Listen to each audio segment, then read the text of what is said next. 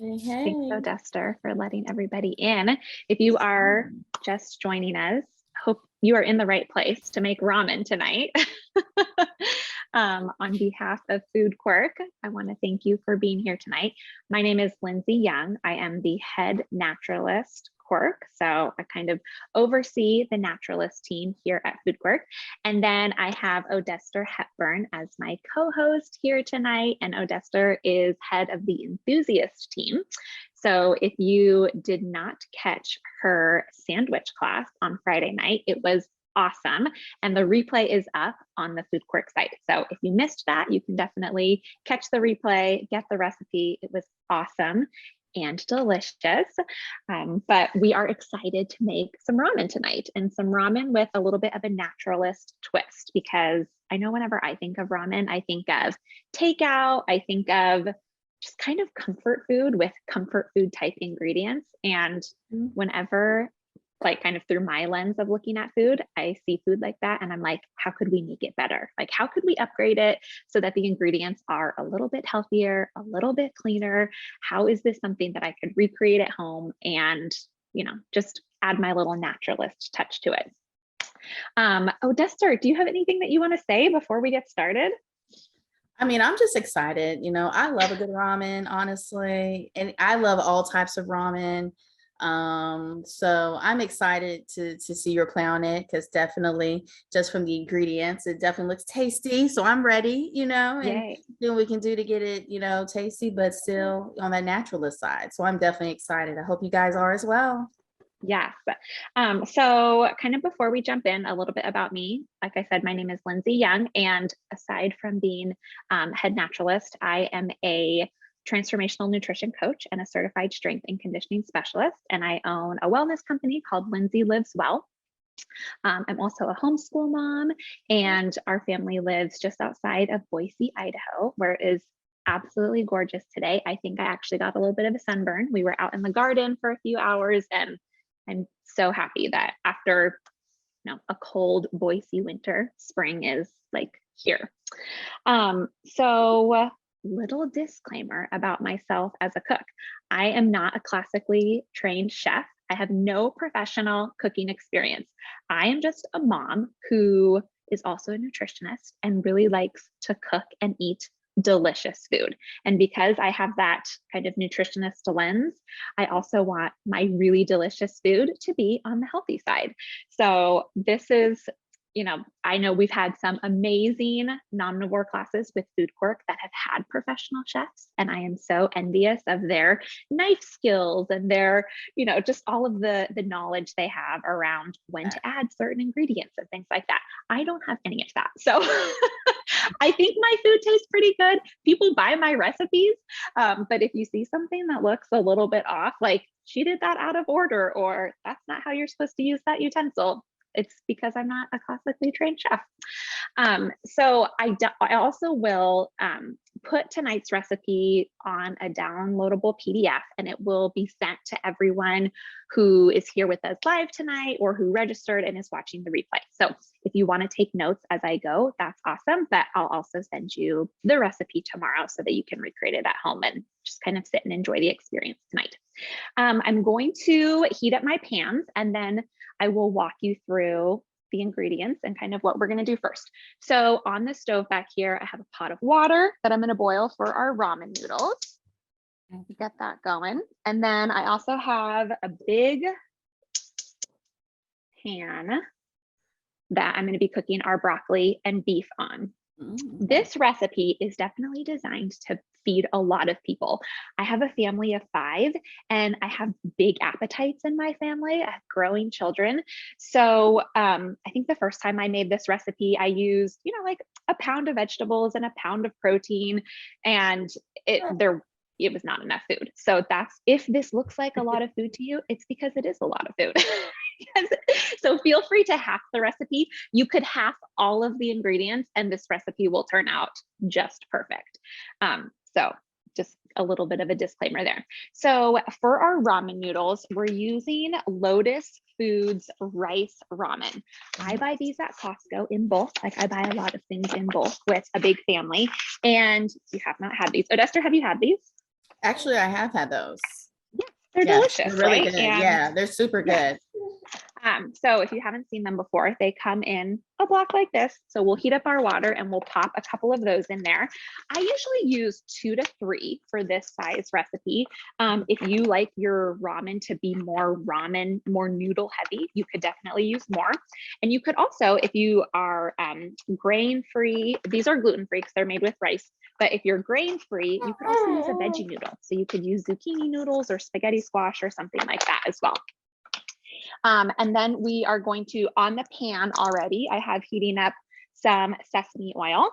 Then we've got 2 pounds of ground beef. And I'm going to kind of quickly chop up some of our broccoli here. I usually use about 4 cups of broccoli. And you could definitely, do less or more. And you could also do any types of veggies with this. I mean, I keep it kind of simple with just broccoli and beef, but I think there's you could add bell peppers, which would be really good, zucchini, you could add mushrooms as well.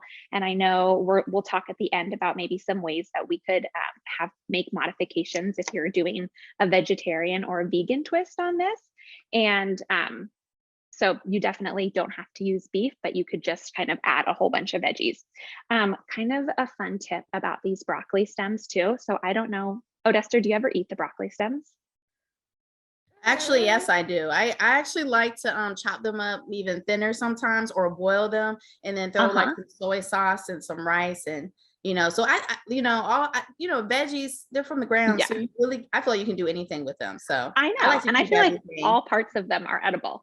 Exactly. Sometimes I'll like slice off the outer part that's hard and just eat Mhm. the inside, like dip it in some ranch or something, just have it as a cold veggie.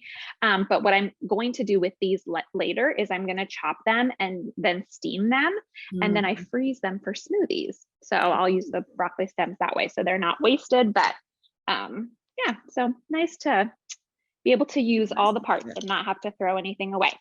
So I'm just going to kind of quickly chop at these to get them floret size. And in addition to the broccoli and beef, we're also going to be adding a really yummy stir fry sauce to this.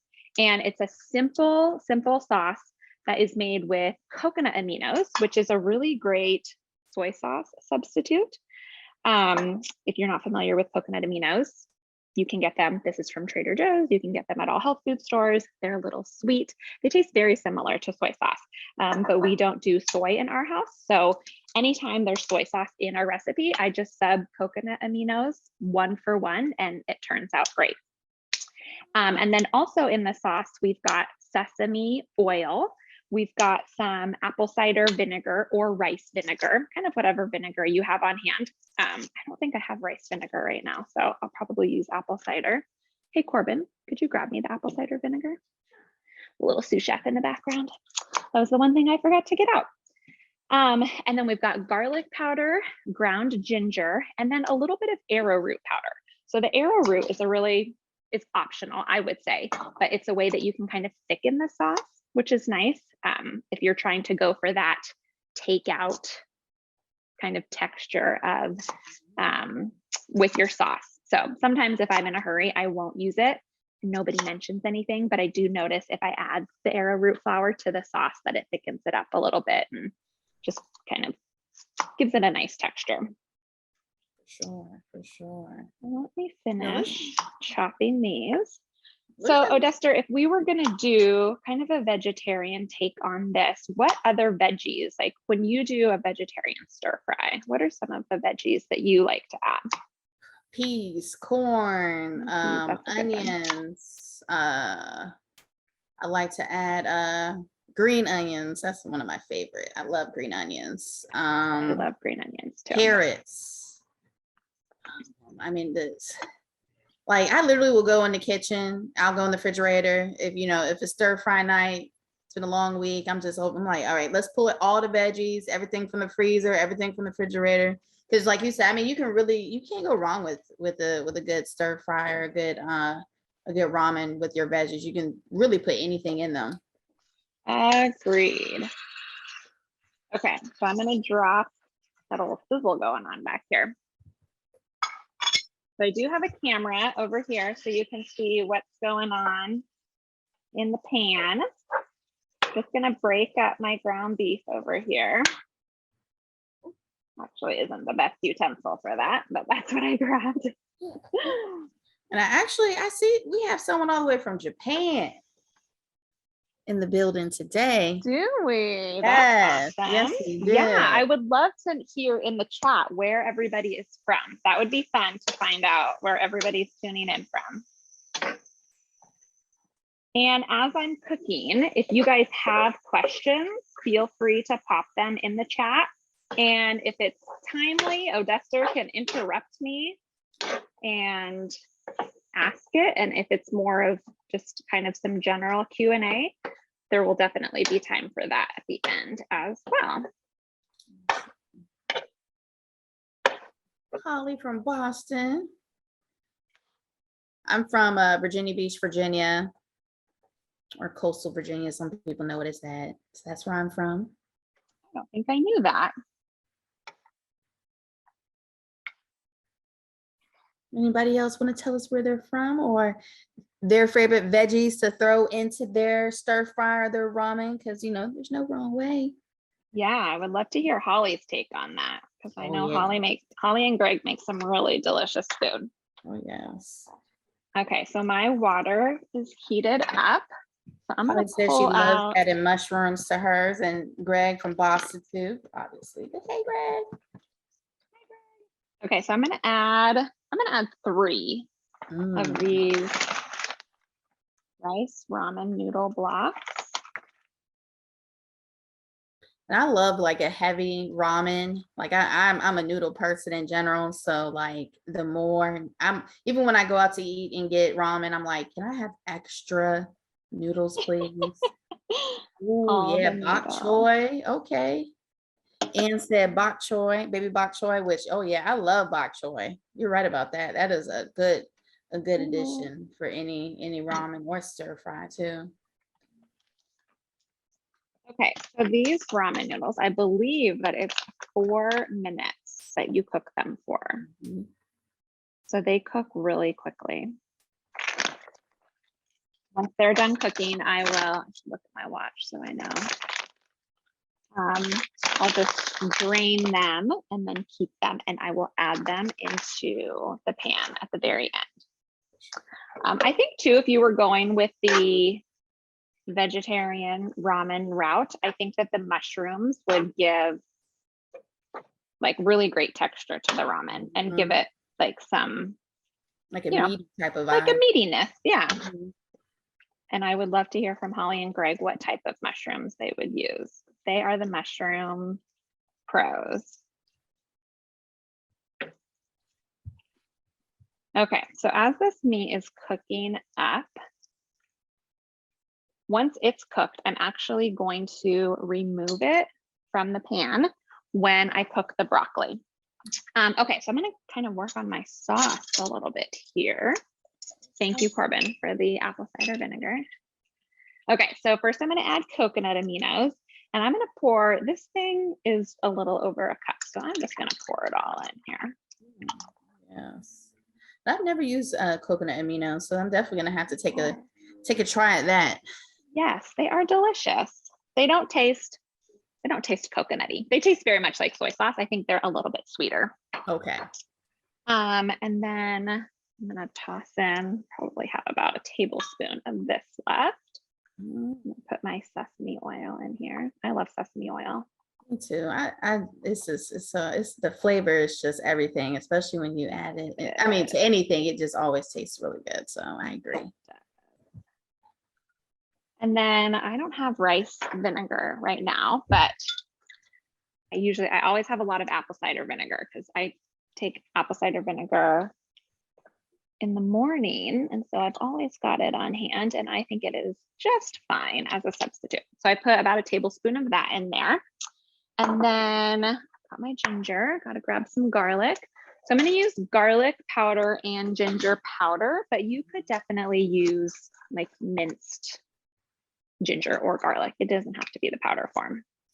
So I'm going to do 2 teaspoons of each in here. And again, this is like basically a double-sized recipe for a large family. So if you were going to do this sauce for a smaller group, it would just be a teaspoon of each. I love leftovers, so I'll do the full amount. That is true. I love leftovers too. And what's funny is that the bigger my kids get, the fewer leftovers there are. And there's competition for them because they will help themselves and go in. And, you know, I'm like looking forward to having those leftovers for lunch and then they're gone. Devastating. Okay, so we've got our apple cider vinegar in here. We've got garlic, ginger, and then I'm going to add some arrowroot. I like this Bob's Red Mill arrowroot.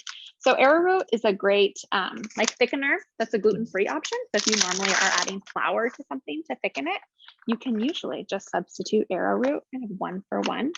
And okay. And we have in the chat, Holly advised us that they like to use button mushrooms. Ooh. They give a good textural replacement for meat, for sure. Or darkly roasted shiitakes mushrooms. Yeah. That sounds so good. Let's see what else. And then if we can get nice oyster mushrooms and beach mushrooms, those are our favorites. Meat is still looking a little pink, so I'm going to let it go a little bit longer. I think my noodles are ready. I think it's interesting, like as I've gotten, I don't know about y'all, but like as I've gotten older, I like mushrooms. I didn't really like mushrooms growing up because the texture was just, it was something I had to get used to. But like as I've gotten older and trying more things, I'm like, wow, I really love mushrooms. So now whenever I go somewhere or a dish has, I'm like, extra mushrooms, please. Oh, look at you. Yes.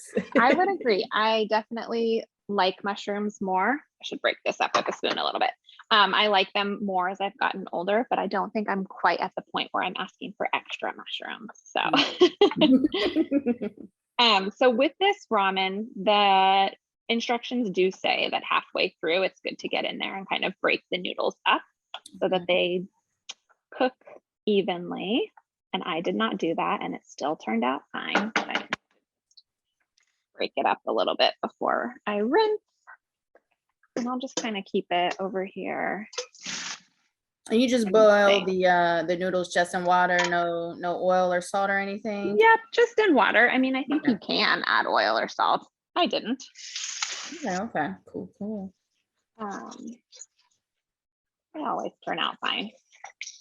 I think probably because they're going into a sauce. So I'll just let them sit in the sink for a little bit. A little splash of cold water will stop the cooking process. Okay, so our sauce is looking good here. You had mentioned green onions earlier. Green onions are a great garnish for this dish to put on at the end, and red pepper flakes too. My kids don't like a whole lot of spice, so I will usually add like red pepper flakes maybe to my plate, but not to the entire dish. Okay. So, okay, our sauce is ready. Our broccoli is ready. Take another look. I hear little baby. So cute. Okay, so this is almost done. I'm just gonna kind of make sure that the pink is out of this. Then I'm gonna remove the ground beef. And I'm gonna use this slotted spoon to remove it so that some of the oil stays in the pan. Yeah, definitely. And this is some good grass-fed ground beef from Butcher Box. We get a delivery every month from Butcher Box, and they have awesome grass-fed ground beef and pasture-raised pork and chicken, and it is delicious. So I always wanted to try Butcher Box, so that's okay. That's a good little to know situation. I've always wondered, was it really as good as everyone says it is? So I think so. We've used them for years, and what I like is you can do kind of just like you can choose the size box that you get, and you can choose the frequency, and then so you don't have to get something every month. You could get it every other month or every 3 months. And then you can choose if you want to be surprised, if you want them to just give you a mixture, or you can choose, exactly which cuts you want ahead of time. So sometimes I like to be surprised because it's fun to get a different cut of something, and then it gets you out of your comfort zone a little bit. And I'm like, okay, what am I going to make with this? And it forces me to try a new recipe, but Sure. it is, I mean, we have our favorites, right? We've got like their breakfast sausage is so good. So we always get that. We go through a lot of ground beef in this house. Okay, so there's still some oil left in the pan, and I'm gonna add my broccoli. Oh yeah, and it's gonna cook in that good old fat. Yum. Beef. Yeah. Okay. It's gonna be that nice, good flavor too. This is a pretty big skillet. I think this is like a 14-inch skillet. Again, big family, right? Like I can't, those little skillets just kind of don't do the job. But one of the funny things is that we don't have a top for this pan. So I am gonna let this broccoli steam in here, and I'm just gonna use a like a pizza pan over the top of it. Okay, so I'm adding a cup of water to kind of help that steam. And then I'm going to put this fancy lid on here, and we'll just let that go for a few minutes. All righty. So that'll steam in there. Okay, so let me just kind of check here. We've got our noodles are cooked. We've got our ground beef is cooked, seasoned with just a little bit of sea salt. So there hasn't been a whole lot of seasoning going on yet. All of the flavor is going to be in this sauce. We're going to let the broccoli cook for about 3 to 4 minutes. I'll check it to make sure that it's fork tender. That's kind of the texture I like my stir fry veggies. Like I don't like them soggy, but you do want to be able to pierce them with a fork. Okay. A good little crunch, but not a good little crunch. Yeah, some good texture. And then once the broccoli is ready, I will add the ground beef to the pan and the ramen noodles and the sauce. And then I'll just toss everything together really well.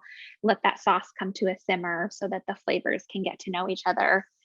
If you have more time. So this dish falls into my category of, things I can do in 15 minutes to get food on the table. It's definitely not like a fussy, complicated recipe.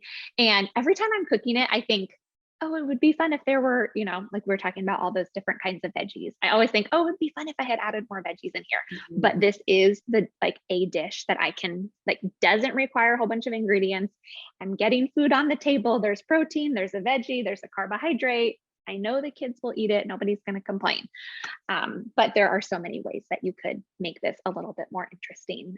And you also could just let everything sit together in the pan for a little bit longer on low heat. And that would definitely help with the sauce to be able to really penetrate the meat and the veggies and give you more flavor. That's another thing. We're talking about leftovers, right? That with leftovers, this dish tastes great the next day when it's heated up, because those flavors have had a chance to get to know each other overnight. Really get to talking. Yes. Yeah. So many things taste better the next day. For sure. Definitely. I agree on that. Definitely do. Yeah. I made a chili. Let's see, it's Wednesday. So I made a bison chili on Monday night. That was so good. And had it for leftovers for lunch yesterday and for lunch today. And definitely better every single day. Exactly. Okay, well, let's talk while we're waiting for the broccoli to cook. Let's talk a little bit about Foodqu, because I think that everyone here with us tonight is a member inside of Foodqu, since this call, one of the perks of this class, this is a gift to our members. So I would love to hear from everyone. If you could let us know in the chat what your main personality type is. When you took that Foodqu quiz, and you got your FQ, which is kind of like your IQ, but with food, and you saw that percentage of, you're mostly one personality type, and then a makeup of percentages of the other personality type. Like I am mostly naturalist, but I'm also heavily guardian. And then very little enthusiast, creator. Why am I blanking on our fifth one? Naturalist, guardian, enthusiast, creator, striver. So yes, I would love to hear in the chat and let me know what are some of your personality types here. Let's see if I can read it. We got Holly as the creator. Yes. Okay. Well, for those of you who have access to the chat right now, I would love to hear. And then if you somehow snuck into this class and you haven't yet taken the Food Quirk quiz, you can go to foodquirk.com/quiz, take the quiz, find out, kind of claim your food identity, find out what your dominant food personality is. And then when you come into the Food Quirk community, there are a lot of different ways that you can get plugged in. Especially once you know your food identity, you can get connected with other people who look at food the same way that you do. That's really my favorite thing about Food Quirk is as a nutritionist, I see how my clients may eat the same thing, but their motivations for eating that way is completely different, right? Like I have my clients who have severe food allergies. So they are eating maybe gluten-free and dairy-free because they have to, because their life depends on it, because they're healing their gut, because they are on an anti-inflammatory protocol. But I have some clients who eat gluten and dairy free just because they have a garden and they eat fresh food all the time and they live somewhere where they've got access to all of this produce and they just kind of naturally eat gluten and dairy free because they're just focused on other things. So those two people, the way that I talk to them about food is going to be so different, even though their eating styles may be similar, may be the same. So I love that Food Quirk gives you kind of a language to communicate to people with food and also creates that community. I know when I'm inside of the Naturalist community, I feel like I'm with friends. I feel like it's people who when I talk about food, I don't have to over explain myself. Like they totally get it. Mhm. And it's funny to pop into some of these other communities that I don't relate to as much because it kind of feels like popping into a culture that would be, just different, like exciting and fun and inspiring, but just not that feeling when you go somewhere and you're like, oh, this is home. All of these people think like me. So I love that Food Quirk provides that. They provide the inspiration to get outside of your comfort zone a little bit. And most of us may have a certain eating style ourselves, but most of us don't live with everyone who thinks about food the same way we do, right? Or you have friends that look at food differently, or like we went on vacation over the summer with a family who two of the members of their family have celiac disease, and so they're like their whole family is gluten-free. And it's funny because we get together with them all the time and they are foodies, they love good quality food, but when we actually lived with them for a week, I was like, oh, this is very different. Like they definitely, and I had them take the quiz and they just have different personality types. So it was funny that I was like, oh, now I understand you because I know what your SQ is and I can see why some of these decisions are being made or why you want to eat that way. And then it's been fun inside of our own home to know, like that my son is an enthusiast and, just a fun way to be able to like provide for everyone in the family what they're looking for and have a better understanding of how to talk to food with them. Perfect. Okay. Let me check on my broccoli. What about you, Odester? What have you found to be fun with Food Quirk? Well, I definitely, like you said, I do love, because I'm an enthusiast. So definitely, I love all things food. And, I don't per se, worry about the what's in it. I am worried about, I love quality food. So I definitely love a fine dining, farm to table type of vibe. So, the enthusiasts, when I hop in there, I'm seeing people who are trying out different restaurants, or they're cooking different types of meals. We have CJ, he loves burgers. Like he is a burger connoisseur and like he literally tries different types of meats, cheeses. I mean, he's super specific about everything that he does with his burgers. Fresh bread, brioche buns. So love just seeing, he teaches you how to make the perfect burger. Like there's an art to it. So it's really interesting when you get to meet folks like CJ and even Randy. He's our pasta expert. He makes all different types of pastas from scratch. different shapes, sizes. So you really get to meet different people who have, you know, they're literally enthused about their type of food. So it's really interesting just being able to meet different people, and you know, they're giving you tips on how to make certain things, and just you see it from a different perspective with Food Quirk. And I'm a I'm 11% naturalist. I'm super enthusiast, but then my next one is naturalist. And I Oh, can actually interesting. I understand that, because there was a period where I was like super focused on like my food and what I was actually putting into my body with like the salts, and no salt, and just, you know, no soda. Like I was super strict about what I was putting into my body.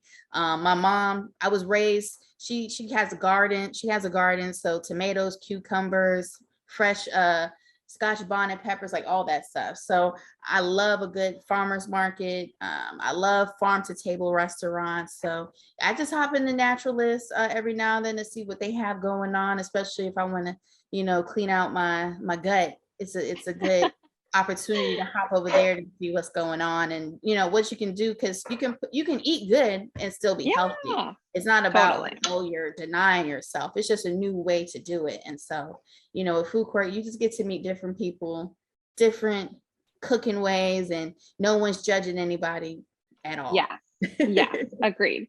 And I mean, I think you could, like, if you are going through a phase where you really do want to focus on your health and clean things up, you might pop into the naturalist community to get some feedback, but then still be able to integrate, Mhm. you know, like your enthusiast or creator perspective, but just take Exactly. from, you know, take some things from that community. For a fact. So yes. Okay, so the broccoli was done cooking. So I added the beef, and then I added the noodles. The noodles are always kind of in a big clump. So I spend as much time as I have, depending on how hungry everybody is and how fast I'm trying to get dinner on the table. But I'll try to just kind of mix those up. And then from here, I mean, we're pretty much done. Like I mentioned before, can let this sauce kind of cook up for a little bit to get the flavor in, especially in the meat there. And then I usually taste a little bit and decide if I want to add any more salt. The coconut aminos are pretty salty. Like that's why I salted the meat and the broccoli a little bit as it was cooking. But the coconut aminos do have quite a bit of sodium in there. So I think it's always, then I'll kind of taste and see, because you don't want it to be too salty.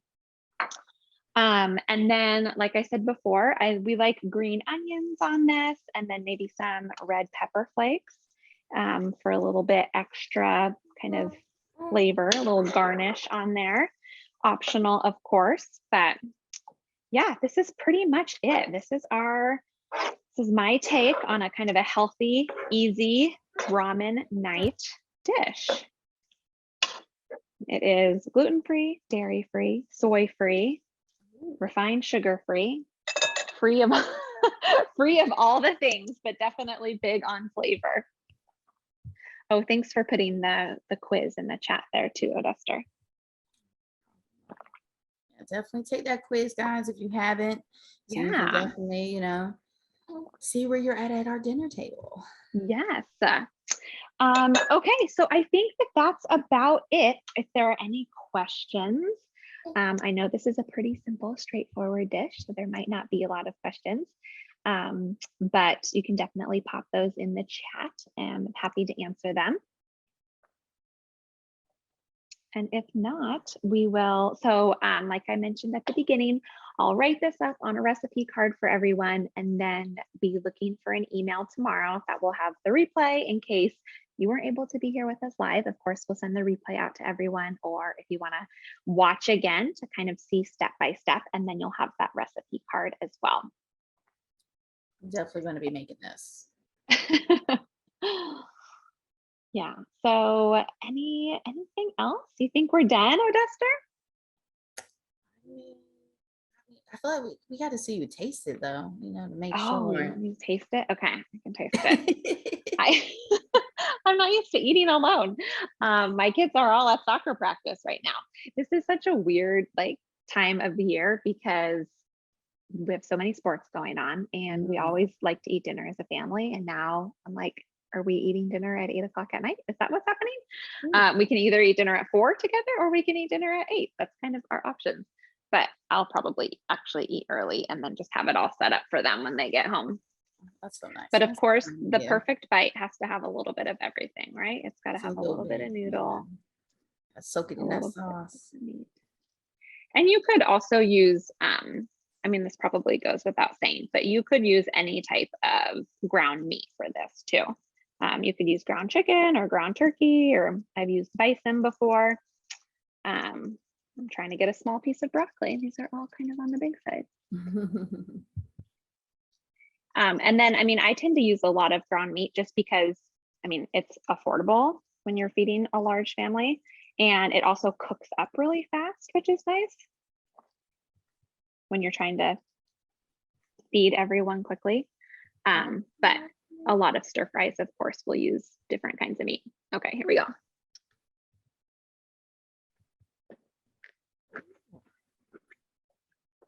Yeah.